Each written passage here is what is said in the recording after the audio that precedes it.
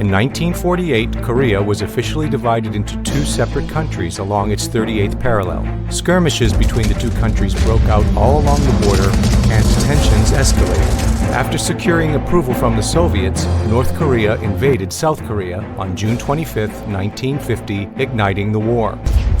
In response, an American-led combined UN force under the command of General Douglas MacArthur was sent to halt the North Korean advance and to liberate South Korea's capital in Seoul.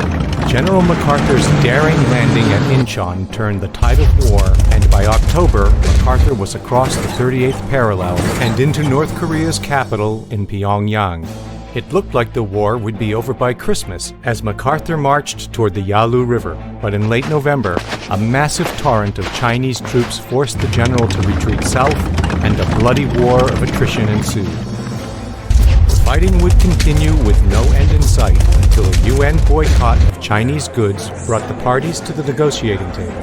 But the peace talks in Kaesong made no progress, and the stalemate continued.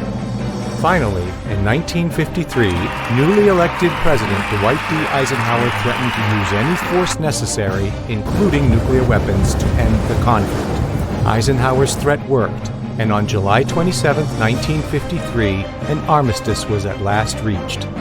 Communism would be confined to the North. The 38th parallel would remain the dividing line between the North and the South. A demilitarized zone, the DMZ, was established to maintain the integrity of the border and to this day remains unbreached.